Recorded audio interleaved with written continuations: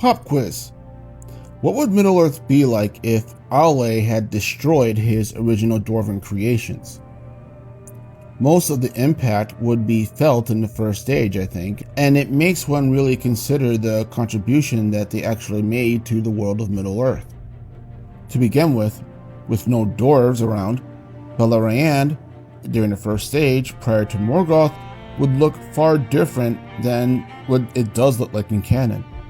Before Morgoth's invasion, Doriath was under threat of attacks from monsters and creatures that they had not previously seen before. In canon, it goes that the Sindar were armed by the dwarves of Belagos and Norgrod, and that this served greatly in them not only defending themselves to help repel those creatures, but also in the following invasion from Morgoth during the First War of Beleriand. Now, with no dwarves, however, this is greatly different. I think Beleriand becomes a much more dangerous place, with its lands being much more infested with Morgoth's creations, or mutations, I guess, depending on your view of that, and the elves barely being able to defend themselves, if at all. The small communities that the Sindar enjoyed living in prior to these conflicts would be forced to come together much earlier than in canon, and most likely they would seek refuge at Menegroth, the network of caves and stronghold of Doriath, which housed King Thingol, Melian, and a great majority of the Sindar. Menegroth would still have been built, but it would have been far less ornate and not as strong or able to defend itself without Dwarven steel. But they would still have Melian, and she probably would have erected her barrier, but it would be done much earlier and be much smaller in range. The elves of the Falas and in the mountains of Hithlum might be the only ones relatively safe from creature assaults because of how far they were from the action, basically. However, what about when Morgoth arrives? Well, put simply, with the Sindar already on the back foot from the monster invasion, there would most likely be hardly any resistance whatsoever. The Sindar elves could already barely defend themselves from the monsters in this timeline, so how much more so would this be from armored orcs? As we see in the main timeline, even with Dwarven arms, the Sindar struggled to defend themselves, giving themselves just enough time for Melian's barrier to be erected, while the elves in the west were overrun, and the elves that came up from the south of Beleriand were almost completely annihilated. With no Dwarven weapons, all northern and central Beleriand ends up being overrun, basically. Doriath exists, but it would be a much smaller realm with a swollen population thanks to the elves who are already fleeing there from the monster attacks.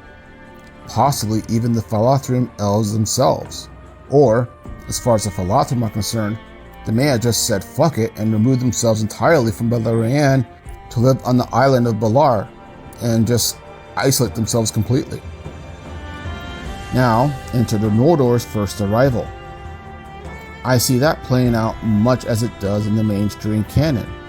However, I see the aftermath having much better results for them as well. With a much smaller realm of Doriath, Thingol and Melian are in an even less enviable position to negotiate or to assert their dominance than they were in the original timeline. Thus, the Noldor would spread much further south into Beleriand besides Doriath's east and west, thus allowing them to build many more strongholds throughout the land and be less hemmed in and concentrated, more space to maneuver for future wars, and more resources. And since the family of Fingolfin and Finarfin would still be on good terms more or less with Thingol, now they would get that upgraded armaments that they were lacking. But it would still be too late to affect the political landscape. The Sindar would still be too few to go to war with the Noldor, even if they wanted to.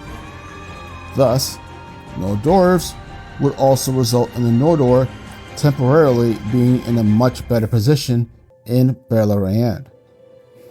The arrival of men would also be much more smoother, since Thingol and the Green Elves had seen them in the main timeline as being unwanted and forbidden to enter their lands. Humanity probably wouldn't be as well armed because it was the early interaction with the Dwarves of the East and possibly Khazad-dûm that had taught them the rudimentary aspects of warfare and civilization, but their numbers and natural hardiness would still remain. A smaller Doriath gives the Edain more room to expand since the Noldor overall welcomed them as allies for the war. Given their warlike nature as well and their love for the Noldor, many of the Edain probably would still go north to aid their friends just like in the main timeline. But the Haladin would have a much larger mini-realm without Thingol being able to impose his prejudice on them. The Dagor Bragollach, I think, plays out mostly as it does in Silmarillion, with the fall of Dorthonion in the north and the other northern realms barely holding out and later on recovering their lost land. Glaurung, the dragon, mighty as he is, still would have to retreat before the winter, given the Noldor their respite. However, now that the Noldor have much larger lands to the south that they have access to, the situation would not be as dire, because Morgoth would need more numbers if he wanted to subdue all of Beleriand. The other result of no Dwarven presence in Beleriand is in the Battle of Unnumbered Tears, and this is where their absence is most felt. The war would play out largely as it does until the entrance of Glaurung into the battlefield in the Eastern Front. In the main timeline, the dragon is responsible for breaking the lines of the Eastern Noldor, and the only reason the Sons of Fëanor even survive is because the Dwarves of Belagos were able to withstand and defeat the dragon Glaurung. However, no Dwarves present means that Glaurung, along with the betrayal of the Easterlings, not only completely rout the Eastern Noldor, but also most likely kill all the Sons of Fëanor, being overwhelmed in the chaos. So, from this point, Glaurung could either continue further south or reinforce the west, as it were. That being said, though, the Noldor still have Gondolin and the southern lands and forts at their disposal. Again, more land equals more resources and more time.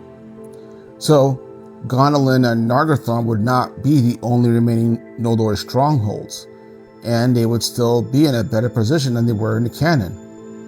The war still would take a huge toll as well on Morgoth's armies. So, more than likely, Morgoth would need to assemble a much larger army, and this time, instead of leaving the realms to reveal themselves, would instead launch a second invasion to conquer those southern lands. And with Glaurung at their head, it's basically a repeat of the previous war. But that being said, I think the rest of the history of the First Age plays out more or less the same as it does in canon. Though again, there will be slight differences here and there. Now, in the Second Age, no Dwarves would drastically affect the war of Sauron and the Noldor Elves, since that when the Elves are on the retreat from Sauron near the Misty Mountains, that is when the Dwarves hit him from behind, inflicting heavy losses and giving the Noldor time to recoup and get away. No Dwarves means no rest and no prep time. This means that if the Noldor are not completely annihilated, then they are in a much, much worse position than they are in canon. And during the Third Age, which would still look vastly different thanks to this alternate timeline Second Age, no Dwarves basically mean that the dragons don't come down from the north. They have no reason to.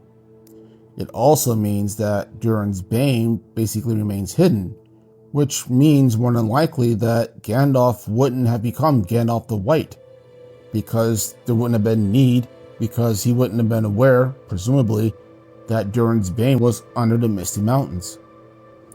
Also, too, the force that attacks Gondor would have been much larger, since in the appendices it said that the people of Rhûn, the Easterlings, and the Orcs invaded the northern area of Middle-earth in order to prevent them from joining forces and reinforcing Gondor when Sauron made his final push against them.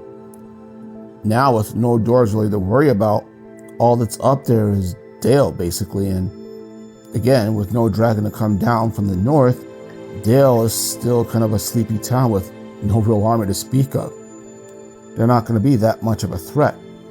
Of course, you still have the elves of Lorien and Mirkwood, but it's still 2 out of 4 armies or forces in the north that would have been there that Sauron's armies would have had to deal with.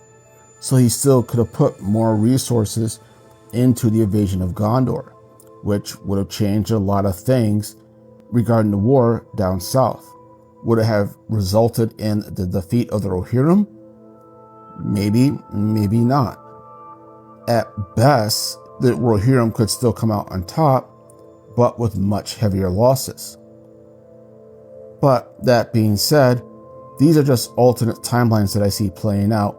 Had Aule had chosen long ago to destroy his original 7 dwarven creations instead of Uru showing mercy and giving them life, to thereby make an impact in Middle-earth. This is the Middle-earth Philosopher. You guys have a good day.